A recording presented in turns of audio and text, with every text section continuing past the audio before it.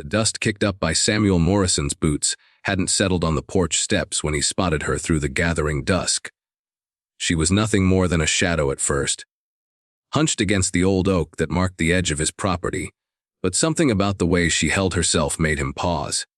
His hand instinctively went to the rifle propped against the doorframe, then fell away when he realized the figure was too small, too fragile to be a threat. The autumn wind of 1887 carried the scent of dying grass and wood smoke across the Texas panhandle, and with it, the unmistakable sound of quiet sobbing.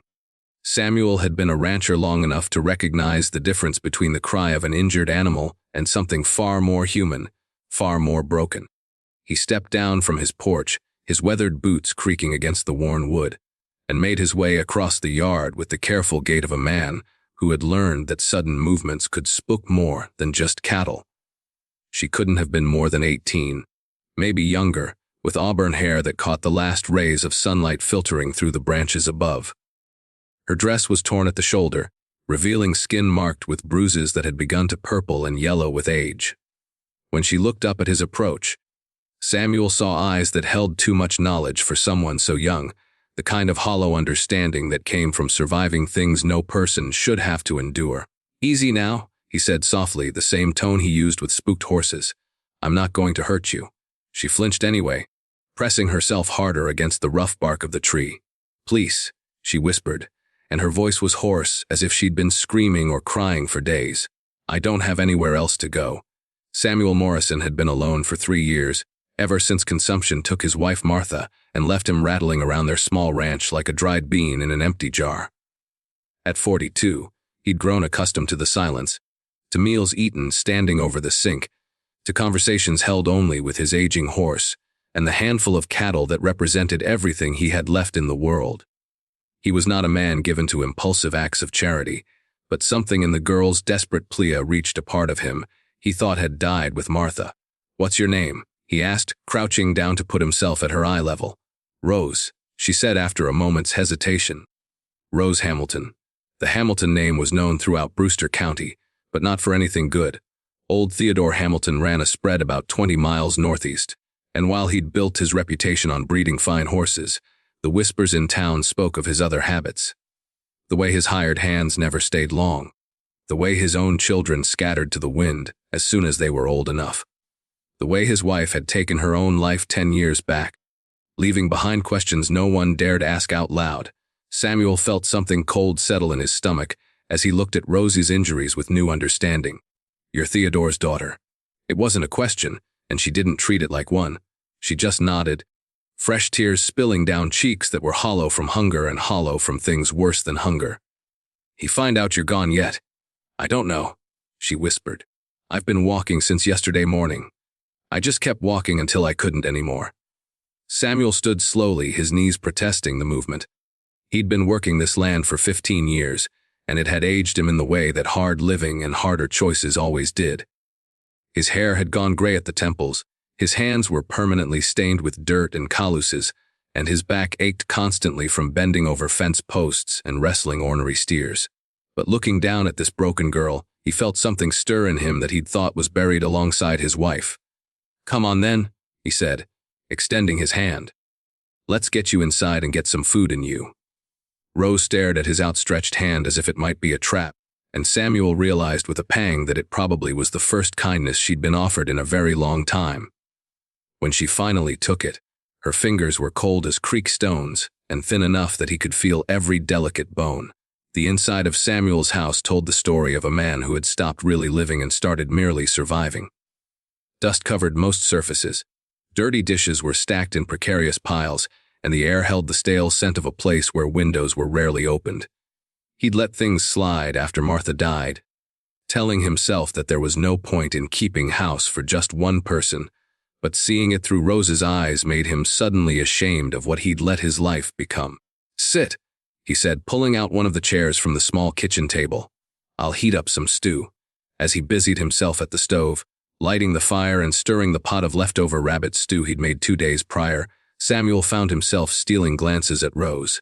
She sat perfectly still, her hands folded in her lap, her eyes fixed on the table's scratched surface, as if she were afraid that meeting his gaze might somehow anger him. It was the posture of someone who had learned to make themselves small, invisible, to avoid notice that might bring pain. When he set the bowl in front of her, she looked up at him with something approaching wonder. "Thank you," she said, and the gratitude in her voice was so profound that Samuel had to turn away to hide his own emotional response. She ate slowly at first, as if she weren't entirely sure the food wouldn't be taken away, then with increasing hunger as she realized it was truly hers. Samuel watched her devour 2 full bowls of stew and half a loaf of day-old bread, and he tried not to think about how long it had been since she'd had a proper meal. "Your father," he said carefully when she'd finally leaned back in her chair with the first satisfied expression he'd seen cross her face. "He's going to come looking for you." The fear that flashed across Rosie's features was so intense that Samuel immediately regretted bringing it up. She wrapped her arms around herself, suddenly looking even younger than her 18 years. "I know," she whispered, "but I couldn't stay there anymore. I couldn't." She trailed off, unable or unwilling to give voice to whatever horrors had finally driven her to run. Samuel nodded slowly. He'd heard enough stories, seen enough signs over the years to fill in the blanks she left hanging. Theodore Hamilton was a man who took what he wanted and justified it however he could, and the isolation of ranch life meant there were precious few people around to ask uncomfortable questions. "You can stay here tonight," Samuel said. "Tomorrow we'll figure out what comes next." The relief that washed over Rose's face was so complete that she actually smiled, and Samuel was struck by how beautiful she was beneath the fear and exhaustion. Not beautiful in the way that would launch ships or start wars, but beautiful in the way of wildflowers growing through cracks in rock, finding a way to bloom despite impossible conditions. That night, Samuel gave Rose his and Martha's old bedroom, while he made do with bedding laid out on the kitchen floor. He lay awake listening to the sounds of the house settling and the distant call of coyotes, and tried not to think about the complications that harboring Theodore Hamilton's runaway daughter might bring into his quiet life. But every time he considered taking her back or turning her over to the authorities, he remembered the desperate gratitude in her voice when he'd offered her that simple bowl of stew, and he knew he couldn't do it.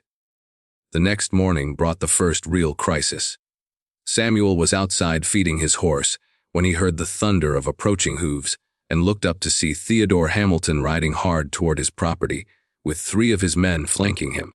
Hamilton was a large man, thick through the shoulders and chest, with the kind of presence that had probably served him well in business and poorly in everything else that mattered. His face was red with exertion and anger, and even from a distance Samuel could see the fury radiating from him like heat from a forge. "Morrison!" Hamilton's voice carried clearly across the morning air. "I know she's here." Samuel walked slowly to meet them, his hands hanging loose at his sides but ready to move to the pistol on his hip if necessary. He'd served in the war, had killed men when he'd had to, and while he preferred the quiet life of raising cattle and mending fences, he hadn't forgotten how to fight when fighting became necessary. "Morning, Hamilton," he said calmly when the 4 riders had pulled up in his yard. "Something I can help you with." Theodore Hamilton's horse danced nervously beneath him, picking up on its rider's agitation. "Don't play games with me, Morrison. My daughter ran off 2 nights ago, and word is she was seen heading this direction. She's sick in the head, needs medical attention. I'm here to take her home. Haven't seen hide nor hair of any Hamilton girl." Samuel lied smoothly. "But if I do, I'll be sure to let you know." Hamilton's eyes narrowed, and Samuel could see him calculating, trying to decide whether to press the issue or retreat and regroup. The 2 men had never been friends, had barely been neighbors despite the relatively close proximity of their ranches, but there had never been open hostility between them either. That was about to change. "I'm going to search your house," Hamilton said, and there was no question in his voice, just the flat statement of a man accustomed to having his way. "No," Samuel said quietly, "you're not." The word hung in the air between them like smoke from a gunshot. Hamilton's men shifted nervously in their saddles, hands drifting toward their own weapons, but Samuel didn't move. He just stood there, relaxed but ready, and let Hamilton see in his eyes that he meant what he said. "You're making a mistake, Morrison," Hamilton said finally. "That girl belongs to me, and I'll have her back one way or another. If I see her, I'll tell her you said so," Samuel replied. "Now I've got work to do, so unless you're buying cattle, I'd appreciate it if you'd move along." For a moment, the situation balanced on a knife's edge. Samuel could feel the weight of the moment, the knowledge that whatever happened next would determine not just Rose's fate but his own as well. He thought of Martha, of what she would have wanted him to do, and he found his answer in the memory of her voice, telling him that some things were worth fighting for even when the odds were stacked against you. Hamilton must have seen something in Samuel's expression that convinced him this wasn't a fight he wanted to have, at least not here and not now. He wheeled his horse around with unnecessary force, causing the animal to rear slightly, and fixed Samuel with a look that promised future trouble. "This isn't over, Morrison," he said, and then he was spurring his horse toward the gate with his men trailing behind him. Samuel waited until they were completely out of sight before allowing himself to breathe normally again. His hands were shaking slightly, and he realized that somewhere during the confrontation he'd prepared himself to die if necessary to keep Rose safe. The realization surprised him. He hadn't felt that kind of protective instinct since Martha's illness, when he would have fought death itself to keep her with him. When he went back inside, he found Rose pressed against the kitchen window, her face pale with terror. "He's going to come back," she said, and her voice was small and hollow. "He'll bring more men next time, and he'll take me back, and then—" She couldn't finish the sentence, but she didn't need to. Samuel crossed to where she stood and put his hands on her shoulders, feeling how delicate she was beneath the worn fabric of her dress. "Look at me," he said gently, and waited until her frightened eyes met his. "I won't let that happen. Do you understand me? I won't let him hurt you anymore." It was a promise that changed both of their lives, though neither of them fully understood it at the time. Samuel Morrison had spent the 3 years since Martha's death simply going through the motions of living, maintaining his ranch and his routines, but not really caring about much of anything. But something about Rose Hamilton's courage in running away, about her desperate gratitude for simple kindness, had awakened something in him that he'd thought was permanently lost. The next few weeks settled into a routine that neither of them had expected, but both came to treasure. Rose proved to be handy around the house in ways that Samuel hadn't even realized he'd been missing. She cooked meals that actually tasted like something, swept away months of accumulated dust and neglect, and gradually transformed the house from a bachelor's cave back into something that resembled a home. But it was more than just the domestic improvements that changed things. Rose had a way of noticing details that Samuel had stopped seeing, of finding small beauties in the mundane realities of ranch life. She would comment on how the morning light looked coming through the kitchen window, or bring him wildflowers she'd found growing near the creek, or laugh at the antics of the barn cats with genuine delight. Through her eyes, Samuel began to see his own life differently, to remember why he'd chosen this difficult but rewarding existence in the first place. Rose, for her part, was slowly discovering what it felt like to live without fear. The constant tension that had kept her shoulders hunched and her voice quiet began to ease as she realized that Samuel's kindness wasn't a trap or a prelude to something darker. He never raised his voice to her, never looked at her with anything but respect and growing affection, and never made her feel like her presence was anything other than a welcome addition to his solitary life. She began to smile more often, to speak up with her own opinions and observations, to move through the house with something approaching confidence. Samuel found himself looking forward to their conversations over dinner, to the sound of her humming while she worked, to the simple pleasure of having someone to share the small triumphs and frustrations of daily life. But the specter of Theodore Hamilton hung over their growing contentment like storm clouds on the horizon. Samuel had no illusions about the man's persistence or his connections in the county. Hamilton had money and influence, and he wasn't the type to simply accept defeat and move on. It was only a matter of time before he made his next move, and Samuel spent his days trying to prepare for whatever form that might take. The answer came 6 weeks after Rose's arrival, in the form of Sheriff Tom Bradley riding up to Samuel's front door with a folded paper in his hand and an uncomfortable expression on his weathered face. Bradley was a decent man, honest as far as frontier sheriffs went, but he was also practical enough to know which side of his bread was buttered. "Morning, Sam," Bradley said, dismounting slowly from his horse. "Afraid I've got some official business to discuss with you." Samuel stepped out onto the porch, closing the door behind him to keep Rose out of sight. "Morning, Tom. What kind of official business?" Bradley unfolded the paper and glanced at it, though Samuel suspected he already knew its contents by heart. Got a warrant here for the return of one Rose Hamilton to the custody of her father. Says she's mentally unstable, a danger to herself and others. That's interesting, Samuel said calmly. Haven't seen any Hamilton girl around here. You sure you got the right address? The sheriff's mouth twitched slightly, and Samuel realized that Bradley knew exactly what kind of man Theodore Hamilton was, even if he couldn't officially acknowledge it. Look, Sam, I don't want any trouble here. Hamilton's got himself a judge's signature on this paper, and he's got 3 witnesses swearing the girl was seen heading toward your place. Now, I know you're a good man, and I know Hamilton's got his problems, but the law is the law. Whose witnesses? Samuel asked, his own men mostly, but also Mrs. Patterson from the general store. Says she saw a girl matching the description buying supplies and asking directions to your ranch. Samuel felt his heart sink. Mrs. Patterson was a gossip, but she wasn't a liar. And if she'd seen Rose, then Hamilton had all the legal justification he needed. The frontier justice system wasn't much for nuance or investigation. A judge's warrant was usually enough to settle most disputes. What exactly does that warrant say, Tom? Bradley looked uncomfortable, but he read from the paper anyway. Says Rose Hamilton is to be returned to her father's custody for medical treatment of nervous conditions and hysteria. Says she's been having episodes and might be dangerous if not properly supervised. It was a masterful piece of legal fiction, Samuel had to admit. Hamilton had found a way to make Rose's escape from his abuse look like evidence of mental illness, and in an era when women had few legal rights and medical understanding of trauma was virtually non-existent, it would probably work. I need to see that warrant. Tom, Bradley hesitated, then handed over the paper. Samuel read it carefully, looking for any flaw or loophole that might help, but Hamilton and his lawyer had been thorough. The document was properly signed and sealed, and it gave Hamilton legal authority to reclaim his daughter by whatever means necessary. How long do I have? Samuel asked. Well, officially, I'm supposed to search the premises right now and take her into custody if she's here, Bradley said slowly. But unofficially, I've got other stops to make today, and I might not get back this way until tomorrow morning. If you understand my meaning. Samuel understood perfectly. Tom Bradley was giving him 12 hours to figure out a solution, to get Rose somewhere safe or find some way to fight the warrant legally.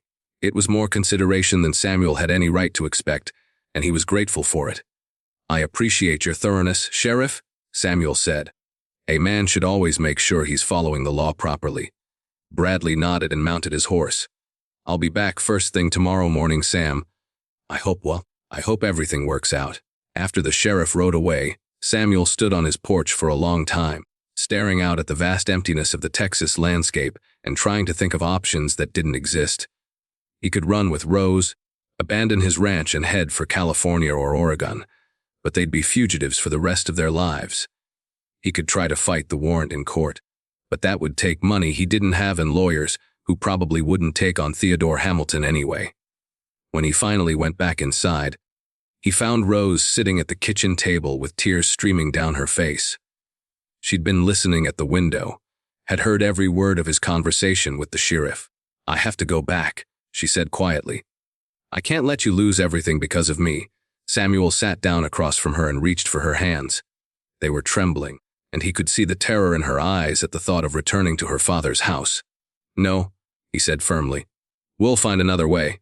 There is no other way, Rose said, and her voice carried the flat acceptance of someone who had learned early and hard that life rarely offered good choices. He has the law on his side, and he has money, and he has influence. You're just one rancher trying to do the right thing. It's not enough. But Samuel Morrison had spent his life learning that sometimes being just one person trying to do the right thing was exactly enough, if you were willing to pay the price for it. He thought of Martha, of the promise he'd made to love and protect her until death parted them, and how that promise had given meaning to every day of their marriage. He thought of the oath he'd taken as a soldier, to defend those who couldn't defend themselves, and how that oath didn't expire just because the war was over. Most of all, he thought of Rose herself, of the courage it had taken for her to walk away from everything she knew rather than endure another day of her father's abuse. And he realized that he couldn't let that courage be wasted. Pack what you can carry, he said suddenly. We're leaving tonight. Rose stared at him in shock. Samuel, no. You can't give up your ranch your whole life just for me. This isn't giving up, Samuel said. standing and beginning to pace around the small kitchen as his mind raced through the logistics of what he was proposing. This is choosing what matters.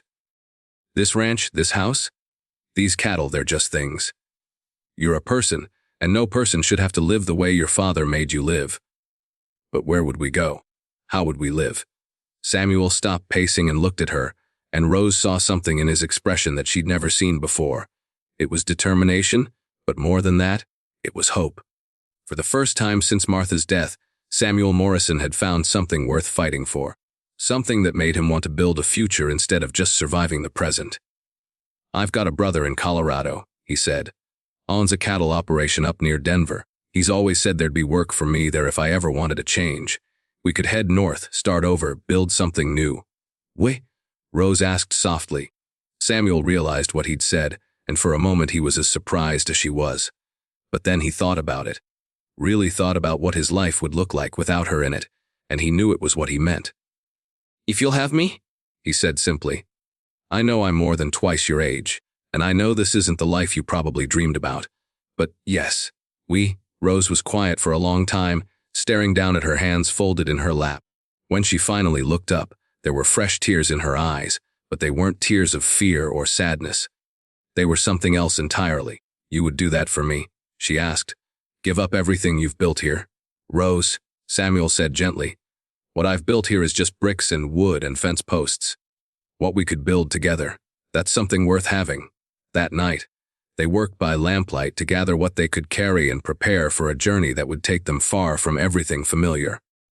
Samuel loaded his wagon with supplies, tools, and the small amount of money he'd saved over the years. Rose packed her few belongings and helped him sort through Martha's things, keeping only the most precious items that he couldn't bear to leave behind. As dawn approached, they were ready to leave. Samuel hitched his best horse to the wagon and tied his riding horse behind it, then helped Rose up onto the seat beside him. In the growing light, his ranch looked smaller somehow, less significant than it had seemed just a day before. "Are you ready?" he asked her. Rose looked back at the house where she discovered what safety felt like, then forward toward the uncertain road that lay ahead of them. "I'm ready," she said. They were 3 miles down the road when they heard the sound of pursuing horses. Samuel urged his team faster, but the wagon was heavy and the other riders were gaining ground quickly.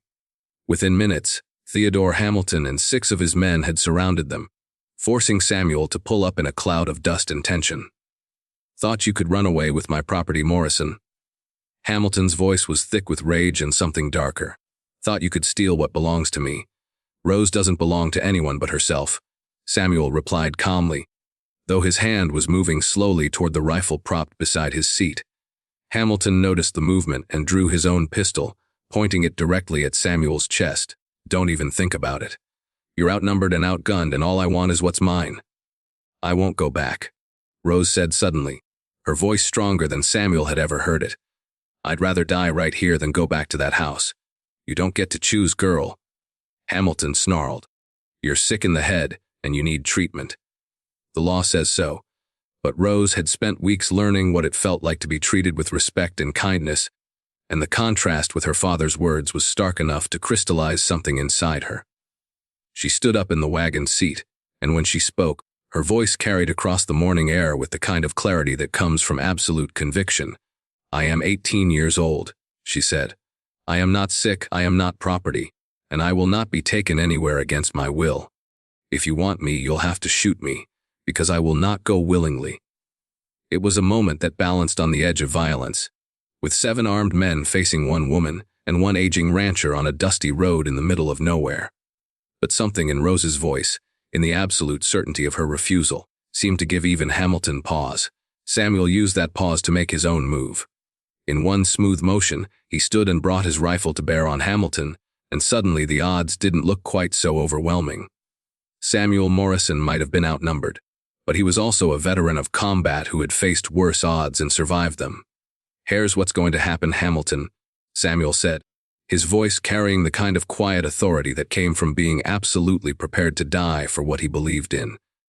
"Rose and I are going to get back in this wagon, and we're going to continue down this road. You and your men are going to turn around and ride home.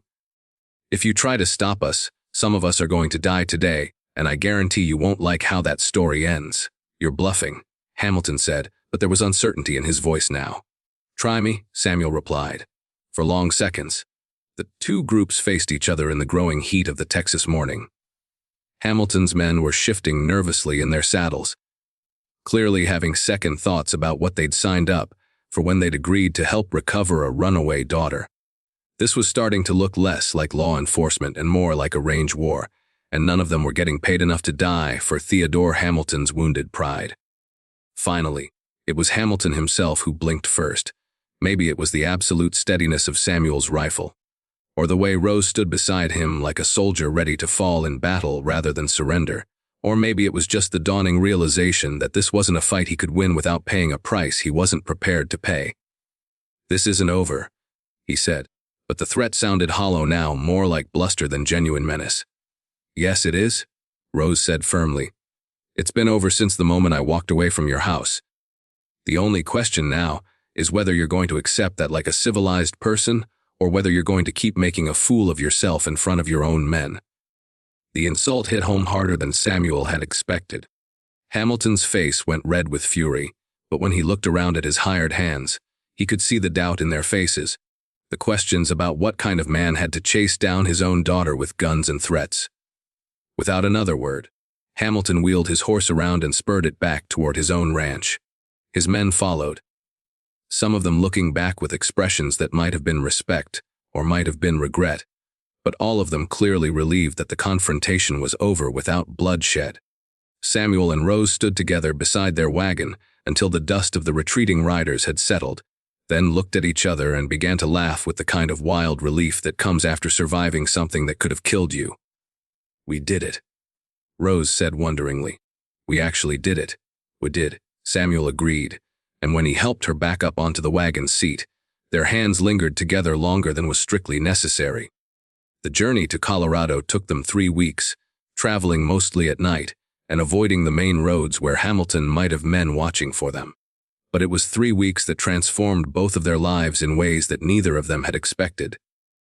Away from the familiar confines of Samuel's ranch, they got to know each other as the people they really were, rather than the circumstances that had brought them together.